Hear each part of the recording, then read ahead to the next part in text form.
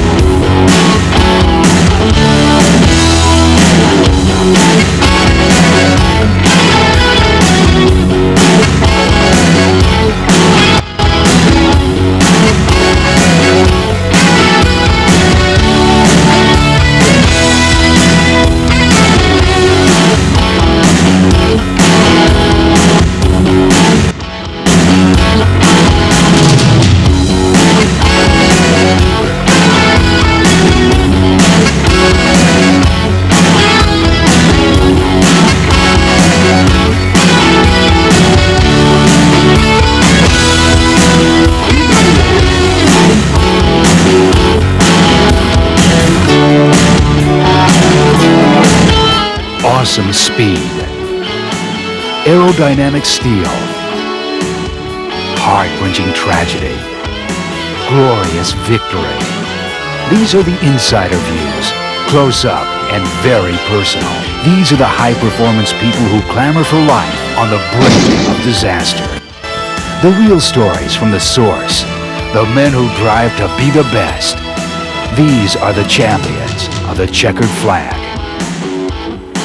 Every champion who gets to win the checkered flag does so his own individual way. The path is never easy. It is a path paved with heartbreak, surprising defeat, and sometimes tremendous sacrifices. The checkered flag is guarded by the agonies of physical exhaustion, roadblocks of mental stress, pitfalls of mechanical failure, sleepy stretches of lost concentration, or high-energy twists and turns of relentless competition. The checkered flag is attainable by only a select few who are equipped with unique personal courage and unparalleled strength of character to carve a personal course toward victory.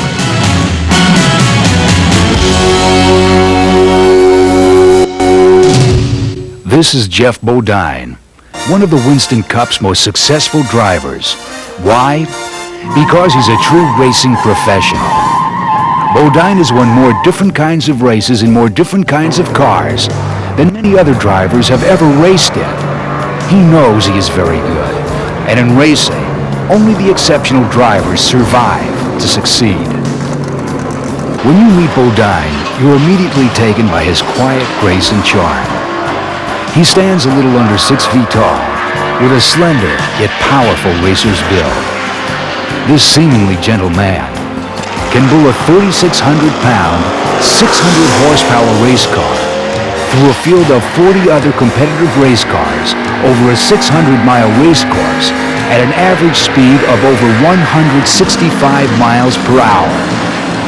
Once you realize this incomparable strength, the rigorous stamina, the ceaseless concentration, and the precision timing required to do this, you realize just what qualities it takes to be a complete champion like Bodine.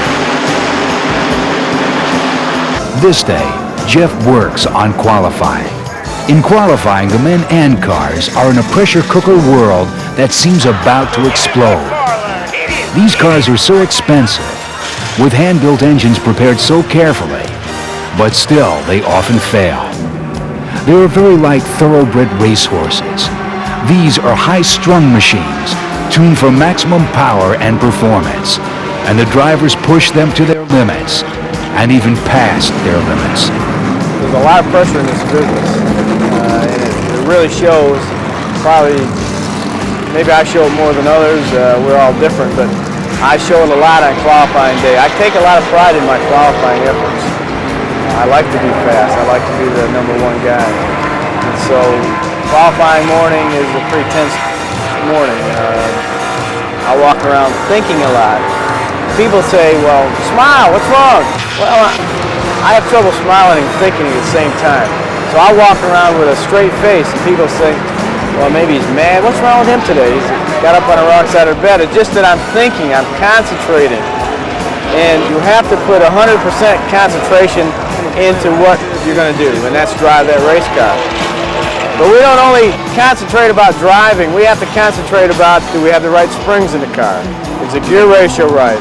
So race day or qualifying day, it's pretty tense because we think, we concentrate, we're very intense at this business. A race car driver of Bodine's caliber spends many intense days and hours preparing for a race. One great race driver once said, "You never know how good you can get a race car to feel unless you try everything possible." And that's just what Jeff Bodine does. With his crew before a race, they try more weight. They lower this side and raise that side. Jeff then goes out for a practice lap. He picks up a little time. Sometimes it works, sometimes it doesn't.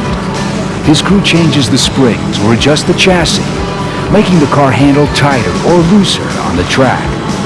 Some drivers get their car to a point of performance and stop because they're afraid they'll fiddle with it too much and slow it back down. Not Bodine. He keeps fine-tuning as long as there's a little time left.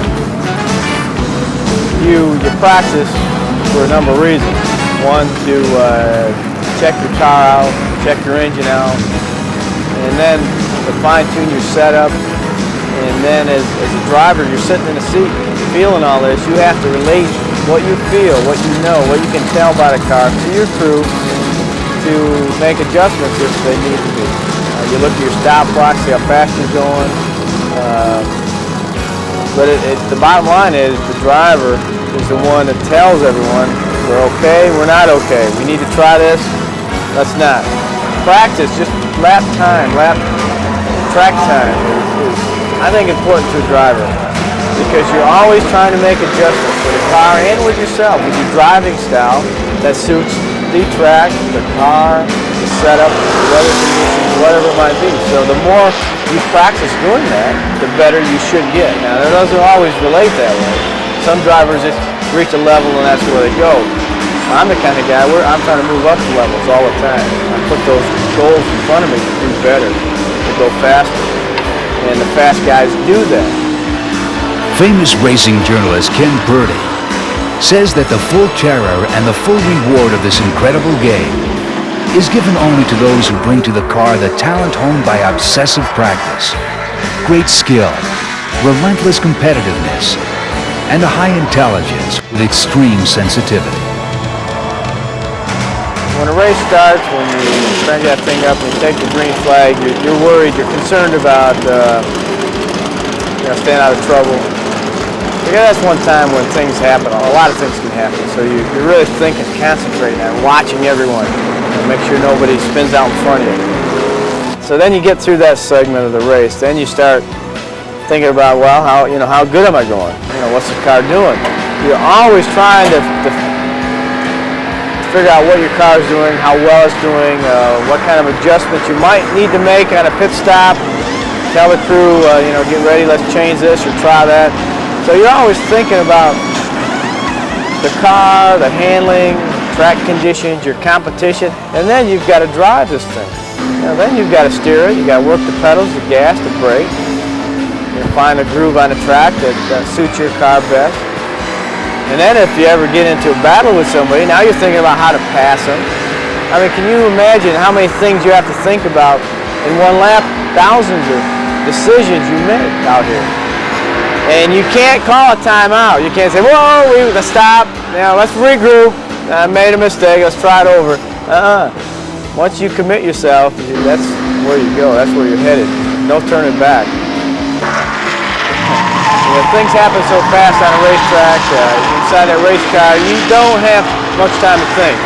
And sometimes you have zero time to think. You react. And some drivers react better than others in accident situations, in traffic, in qualifying, in that last lap. The last lap to the finish. Some guys react better than others. They make the right choices. Some have called the road to the checkered flag Heartbreak Highway. It's littered with broken dreams, broken cars, and broken bodies. Bodine has survived the worst and come back stronger for it. Accidents are part of this business. You know, we as drivers accept that when we put this uniform on. We know the ultimate can happen. You can get killed in these race cars. We've had friends killed. We've had friends hurt. We've had friends that are still in hospitals that can't race again. We all accept that responsibility when we get in our car, but we concern ourselves with it. Now, I've had some pretty bad accidents myself. I have broken my right scapula and my shoulder twice at Talladega with blown tires. A tire blew, bang, you're in the wall. You hit the wall at 200 miles an hour, it hurts. Break something, and I broke my scapula twice. Had a bad wreck last year going into the end of the back straightaway corner at about 170 miles an hour on the last lap. Lost my brakes. Went to hit the brakes and the brake rotor blew apart.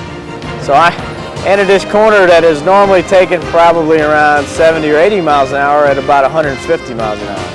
Well, that didn't work. It didn't add up. I spun around and slammed into the wall, and just thank God that the track had prepared a safety barrier that absorbed the energy of the car, that speed, and didn't kill me. I stopped from 150 to 0 in about 12 feet. So the barrier worked, the car worked. I had a full face helmet on, that worked. I hit my face, eyes were black and blue, my forehead, I had a cut lip. But I lived and lived to tell about it.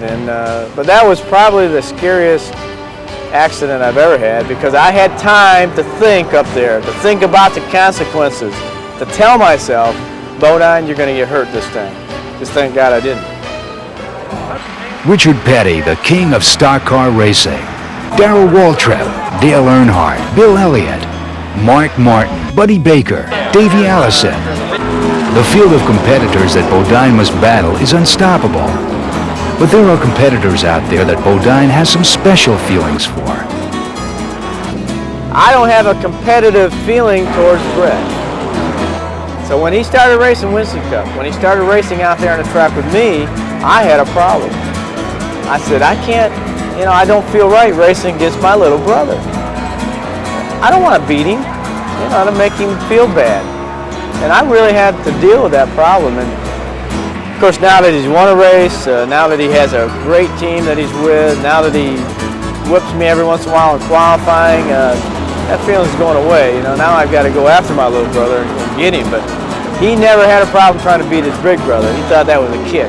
Hey, man, if I can go beat Jeff, that's really doing something. Made me feel good.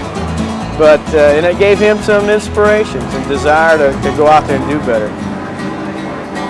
Jeff Bodine derives a quiet fortitude and vital stability from his most powerful yet calming reinforcement, the treasured love and affection of his family. See, I realized a little while back that I'm only going to be here for a little short while. Our lives are not that long, and time is going by. I'm sneaking on up in years. I see my boys growing up. I see the gray hairs that I get. And so I realized a while back that I need to enjoy what I'm doing or do something else. I needed to appreciate what I've got or quit worrying about what I've got. Don't try to be anyone else, just try to be yourself. And by doing that, I've enjoyed life a lot more. I enjoy my family a lot more. And they're number one. And it might not look it sometimes because of the time that this business takes the energy, the amount of time I have to put into this business. But my family will always be number one. My boys, my wife, my mother, my father, everyone. Also number one with Jeff is living stock car legend Junior Johnson, the owner of Jeff's racing team. Junior Johnson knows what it takes to win in this kind of business. And he provides this team with everything we need to go out there and win. So it's kind of up to us to put it all together and make it work.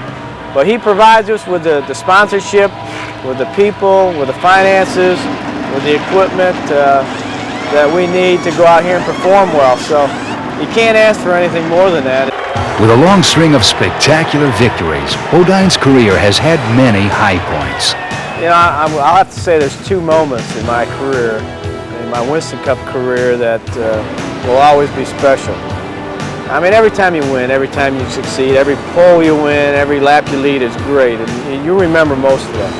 But my first win at Martinsville, Virginia, my first ever Winston Cup win, that'll always be special, something I always remember. That's natural. But also, along with that, my 1986 Daytona 500 win is maybe even above that first win, because my career really started when I went to Daytona with my father, my sister, and my mother, and watched races there and dreamed about someday racing Daytona and winning. And so by winning the Daytona 500, really completed my dream, my goal, that dream I had as a kid, the dream that everyone said a little kid from Chemung, New York would never ever be able to fulfill. And so 1986, February, will be a special month, special time, the Daytona 500. That really is the highlight of my career so far. It is impossible to succeed in racing without a complete understanding of yourself. A champion race driver like Jeff Bodine has a complete understanding of his strengths, his abilities, and when to turn a race into a victory. You can be struggling throughout the race and all of a sudden make the adjustment on a pit stop that makes the thing work really great. And you say, now I got something. Watch out, guys, here I come. And then there's times when you come right down to the last lap. North Wilkesboro was a good example of that last year. Running third, 1 lap to go. It didn't look like we were going to win that one. But two guys had a little problem, got together, bumped. I come around the corner, I'm leading the race, I win. Just unexpected victories. So there's a lot of ways you can feel like you're going to win, or maybe you don't have a chance and you end up winning. Most of the time, even before you start the race, you like to have that feeling that I can win today. I mean, my car is good enough. You can tell through practice. It always doesn't work out that way. You make the first lap around here and you say, boy, I'm in trouble. This is going to be a long day. And then there's times when you say, well, we got a good chance today, but I don't know. And you crank it up and go, and boy, you know right away, this is a car that can win. Today could be the day.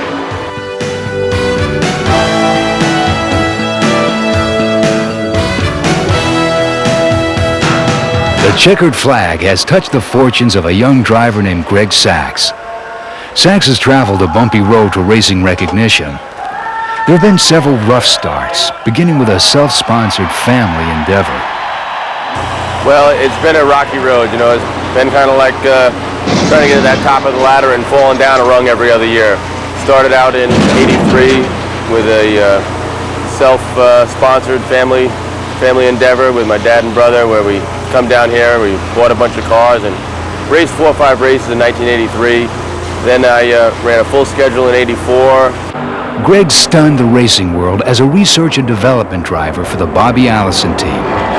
His moment came at the Firecracker 400 in 1985 that made all the struggling worthwhile. As Sachs and Elliott have opened up a 3.5 to 4 second lead on the field. Current round trips of this raceway are being clocked at better than 193 miles per hour. And now Greg Sachs, a relative newcomer, challenging Bill Elliott for the lead in the Firecracker 400. And Sachs has moved in front. The 32-year-old from Manhattan, Long Island has challenged the superstar Ford and has taken the lead. And now begins to muscle by Bill Elliott as they soar by the grandstand. How envious so many of the drivers in assembly here today must be of Greg Sachs, as he has done what they have been trying to do. Greg Sachs in front of Bill Elliott. Well, we're real happy. This is an experimental car. We put a lot of new ideas in that we've always wanted to try, but it's a big gamble to try them on Bobby's number 22 car. Bobby Allison's car. Right. If it didn't work, we could go back further, but we were able to gamble, no sponsor to answer to. You know, we were able to say, okay, the wildest thing we can think of, we're going to do on this car, and it looks like it's paying off. Unexpectedly, Greg Sachs took the lead from superstar driver Bill Elliott. Greg showed the world his incredible driving talent. His abilities were noticed by many. They're believing that they have this race won. Sachs' wife Victoria was there with her fingers crossed. Sachs now moving alongside Labonte. He certainly is making moves which indicate he believes he needs to finish in front of Labonte. The last lap of the Firecracker 400. Greg Sachs, without question, has removed some of the headline potential from Bill Elliott today. Labonte still in front of Greg Sachs. It would take the... Sachs is moving high alongside Labonte, way close to the wall. That definitely confirms it. There's no way Sachs would make such a move if he felt he was in front. And now, even in his own mind, Greg Sachs is the winner of the Firecracker 400. Sachs pulling into victory lane. Let's go now to see what Greg Sachs has to say about his superlative victory.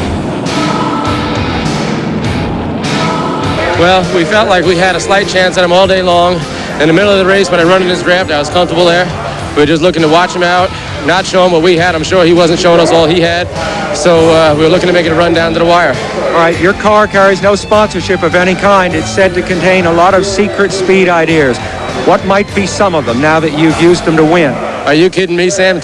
Greg drove hard through relationships and rides with a variety of owners and sponsors, including an association with Winston Cup veteran Buddy Baker.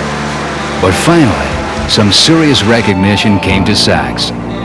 It was when successful race car owner Rick Hendricks and noted actor Paul Newman spotted Greg's abilities. Hendricks needed a driver for the car he was putting together for the Paramount motion picture, Days of Thunder. You know, a lot of people say, where did this team pop out of? It's actually a product of Days of Thunder, really. Believe it or not, this team never would have happened, I don't think, if it wasn't for my association with Days of Thunder and my opportunity to get working with the Hendrick Motorsports team out in Phoenix last fall when he needed a driver to go in and drive a car for the production. Got a great opportunity with great people, and I can go out and race to win. That's what it's all about. That's what I love, is the winning, the crowd reactions, the whole bit. You know, it's no fun when you're running in the back, you're struggling, you know, you don't have the applause of the crowd, your friends want to know, well, what's the matter? Everybody wants to know, well, what happened? What's wrong now? And that gets to be like a broken record. I don't like to make excuses, I like to go out and perform. Like the stars and crew of the movie, Greg gave 110% for the Paul Newman-Rick Hendricks racing team. But being a winner merely begins with hard work and determination. It's what some call heart or the fortitude that comes from within that can really make a driver into a winner. For Greg Sachs, his winning attitude comes from his deeply personal, positive approach, combined with a dedication to be a team player. To me, it's mental. The whole deal is mental. You need to be very positive. You need to have a lot of self-confidence, which I've never lacked. And I like to get with my guys, you know, and really talk about the car, go over what we've done, and we reinforce one another. Gary Dehart, Dennis Connors, and myself, the three of us sit down. Rick Hendrick plays a big part. We were sitting in the car yesterday going over what we were going to do with the chassis and all. And we reinforce each other's thoughts to know that we're on the right track, to know that we're going to get the best performance out of that car that we can. From the grueling high speed, the discomfort of oven-like heat in the cockpit of a car, the threat of mechanical failure or mishap, and the pursuit from intense competition, Greg knows the reality of performing under pressure. Your mood changes through the race, depending on the performance of the car, what lap it is. The closer you get to the end, the more pressure builds, especially if you're running strong. Down at Talladega a few weeks ago, we had one of the strongest cars there, Dale, Kenny Schrader, myself. The three of us could pretty much dominate the field. Through the whole first half, it was a blast. I was having a ball. A lot of fun. We were dicing through the pack, putting guys' laps down, and really just totally enjoying yourself, and no pressure yet, because it didn't matter if Dale was first, Kenny was first, or I was first. We all had a common goal, and that's to put these guys' laps down and narrow the field, get it down to a 2 or 3 car race. Because you've got the other guys out of the way, then they're eliminated. They're no longer a factor. But now as it comes down to the end, all your emotions are starting to build. Do I want Dale first? Do I want to be second? You know, or do I want to lead? Do I want him to be second? Where am I going to make my move? Where's my car the strongest? And on top of that, when the most important time of the race comes around, it's the hardest time of the race because the fatigue is set in, the heat is set in. So you've got to keep your mind as sharp as you can and try and focus on the elements that are in hand. The last couple of years, I kind of lost sight of why I started racing. I started racing when I was 16 years old. It was fun. It's what I enjoyed to do. You know, I'd go out and work all week, get a few extra dollars, buy another new set of tires from a race car, you know, work all week on the car in the garage, and that's what we enjoyed doing, building the cars, working, racing, the camaraderie amongst your crew members. But when I moved down here from New York to pursue a career in Winston Cup racing, it became a financial gain, not something that I was enjoying doing. It was something that I was doing just for financial reasons. And this year, things have changed. I've changed my attitude. The operation with Ultra Slim Fast and Newman Hendrick is really started out on a race-to-race basis, and I'm just going out to race and do my best job. But in the world of racing, doing your best job means handling the unexpected. And often the unexpected is devastating. Rolling down the racetrack, that's the number 48 car, Greg Sachs. Looks like Lake Speed also involved. Greg Sachs' car on its top, however, we can see some movement inside the cockpit. We believe there's a small fire burning in the engine compartment. There's Greg crawling out from under that car. That boy, Greg, get out of there. It's always good to see a driver come out of a crash of that sort. He doesn't have a helmet on. He probably had to take it off to climb out. Now he's going back to help Lake Speed. Here's a replay as he went into turn 1. He was on the outside, and it looks like Lake Speed might have lost an engine. At least he lost the car, and Greg hit him, and they both hit towards that wall. Greg hit it hard with the right front. I thought it was never going to stop, and I was just hoping to God that another car wouldn't hit me, let's say in a roof or something. And, you know, I could see the fire. Then once it did stop, of course, you know, fate would have it to be on your roof. And the oil was running right down under me. I don't know if you saw me shaking my hand when I got out. Because when I had to brace myself to take my belts off, I had to put my hand down in the hot oil. And, you know, that window opening only looked like it was about 6 inches, but I come out of there like a snake. First thing I did was look up, and I could see that there was no traffic coming. And I looked at Lake's car, and I could see that he was sitting in there, and he was still. So I wanted to get right down there and see how he was doing. And he spoke to me right away. He wasn't unconscious or anything at any time. He was doing fine. I helped him get his steering wheel off, and then disconnected his radio and that stuff, and said he wanted his helmet off, so I helped him get that off. And from the beginning, he told me he felt like he might have broke his shoulder blade. Just not to move him. He's going to need some help to get out of the car. The fire that was in the engine compartment, probably carburetor broke, and some of the fuel that was in the carburetor came out. A man with honest courage. Greg Sachs possesses an open and receptive attitude toward constantly challenging himself. Improving his craft with every lap.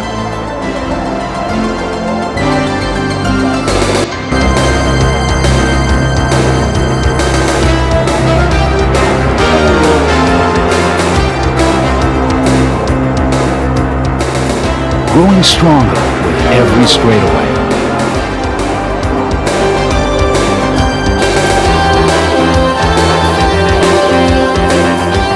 Challenging his limits with every turn.